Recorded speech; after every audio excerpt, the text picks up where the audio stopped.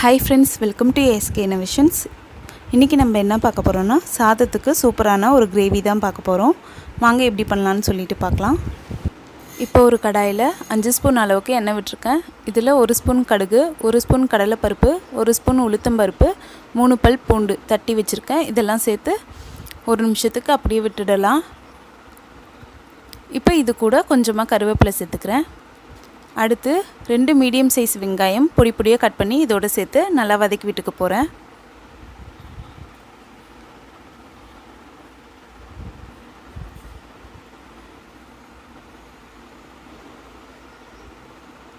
இப்போ இதோட கொஞ்சமாக உப்பு சேர்த்துக்கிறேன். சேர்த்து நல்லா கலந்து விட்டுக்கிறேன். இப்போ இதோட 1/2 ஸ்பூன் அளவுக்கு மஞ்சத்தூள் சேர்த்துக்கிறேன். சேர்த்து நல்லா கலந்து விட்டுட்டு ஒரு தட்டு போட்டு மூடி 3 நிமிஷத்துக்கு சிம்மில் வச்சுக்க போகிறேன்.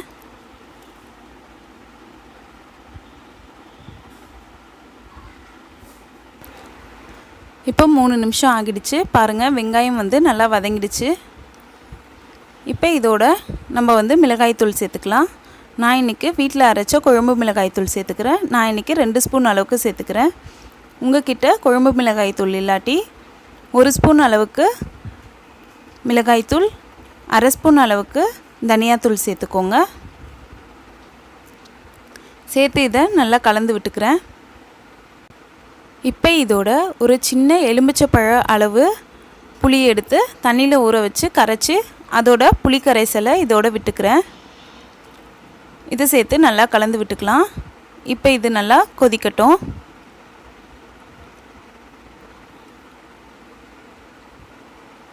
இப்போ பாருங்கள், புளி ஊற்றிட்டு நல்லா கிரேவி கொதிக்க ஆரம்பிச்சிடுச்சு. இப்போ இதோட நான் 100 ml அளவுக்கு தண்ணி சேர்த்துக்க போகிறேன். தண்ணி சேர்த்து உப்பு ஒரு டைம் செக் பண்ணிக்கோங்க. உப்பு தேவைப்பட்டால் சேர்த்துக்கோங்க. இப்போ தண்ணியும் நல்லா கொதிக்க ஆரம்பிச்சிடுச்சு. இது ஒரு மீடியம் ஃப்ளேமில் ஒரு 3 நிமிஷத்துக்கு நான் வச்சுக்கிறேன். இப்போ நம்மளோட கிரேவி ரெடி ஆகிடுச்சு.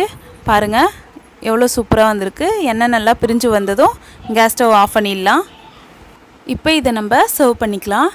இந்த கிரேவியில் நம்ம தக்காளி எதுவுமே சேர்க்கலை. ஆனாலும் இந்த கிரேவி சாப்பிட்றதுக்கு ரொம்பவே சூப்பராக இருக்கும். கண்டிப்பாக எல்லோரும் ட்ரை பண்ணுங்கள். இந்த வீடியோ உங்களுக்கு பிடிச்சிருந்தா லைக் பண்ணுங்கள், உங்கள் ஃப்ரெண்ட்ஸோடு ஷேர் பண்ணுங்கள், அண்ட் எப்படி இருந்துச்சுன்னு கமெண்ட் பண்ணுங்கள். நம்ம சேனலை மறக்காமல் சப்ஸ்கிரைப் பண்ணுங்கள். தேங்க்ஸ் ஃபார் வாட்சிங் ஃப்ரெண்ட்ஸ்.